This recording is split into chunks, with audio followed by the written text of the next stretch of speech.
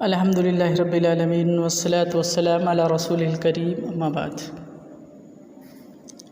محترم ناظرین، السلام علیکم ورحمۃ اللہ وبرکاتہ۔ امید آپ تمام بخیر ہوں گے۔ ہمارے یوٹیوب چینل میں آپ سبھی کا استقبال ہے۔ ایک اہم موضوع، ملک میں لاک ڈاؤن کی صورتحال برقرار رہنے پر عید کی نماز کیسے پڑھی جائے، کیسے ادا کی جائے، اس پر گفتگو کرنے سے پہلے گزارش ہے جو ہمارے چینل پر نئے ہیں وہ ہمارے چینل کو سبسکرائب کر لیں اور بیل آئیکن کو بھی دبا دیں تاکہ ہمارے تمام اپڈیٹ وقت پر ملتے رہیں۔ اس ویڈیو کو لائک اور شیئر ضرور کریں۔ محترم ناظرین، اگر حالات معمول پہ آ جائیں تو عید کی نماز عیدگاہ میں سنت کے مطابق ادا کی جائے گی، اور اگر لاک ڈاؤن کی مدت عید تک بڑھا دی جائے یا حالات معمول پر نہ لوٹیں تو عید بھی گھر پر ہی منائیں گے۔ چاند دیکھنے کے بعد سے عید کے دن کی ساری سنتیں جیسے تکبیرات، عید کے دن غسل، نماز سے پہلے کھجور کھانا، فطر ادا کرنا، نماز کے بعد صدقہ خیرات، رشتہ داروں کو مبارکباد پیش کرنا وغیرہ، یہ تمام کام گھر پر رہتے ہوئے انجام دیں گے۔ عید کی نماز کیسے ادا کریں؟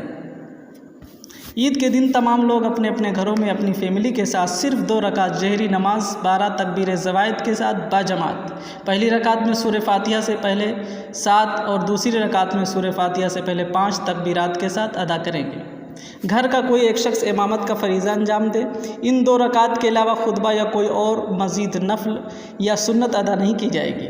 عید کی نماز میں تمام لوگ شامل رہیں گے۔ ہاں، وہ عورتیں، خواتین جن کو شرعی عذر ہو وہ نماز ادا نہیں کریں گی، البتہ نماز کے علاوہ دوسرے کاموں میں گھر والوں کے ساتھ شامل رہیں گی۔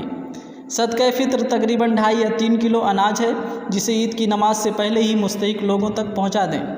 عید کے دن اور اس کے بعد رشتہ داروں سے ملنے ملانے میں سوشل ڈسٹینس، سماجی فاصلے کا اور حکومت کی طرف سے جاری کردہ گائیڈ لائنز کا پورا خیال رکھیں۔ ہو سکے تو موبائل اور سوشل میڈیا کے جائز ذرائع کا استعمال کریں۔ عید کے دن مختلف رسومات اور بدعات سے، غیر محرم رشتہ داروں سے مصافحہ کرنے سے یا گھروں پر ٹی وی یا یوٹیوب پر فلم بینی جیسی غلط باتوں سے بالکل پرہیز کریں۔ اپنی عبادتوں میں موجودہ وبا کرونا وائرس سے نجات کے لیے، مسلمانوں میں فلاح و بہبود، ترقی کامیابی کے لیے، مسلمانوں کی سالمیت کے لیے، عالم اسلام کی سلامتی کے لیے، اقوام عالم کی ہر طرح کی پریشانیوں کے خاتمہ کے لیے کثرت سے دعا مانگیں۔ اللہ تعالیٰ تمام لوگوں کو اپنے حفظ و امان میں رکھے اور سب کی عبادتوں کو شرف قبولیت سے نوازے۔ آمین۔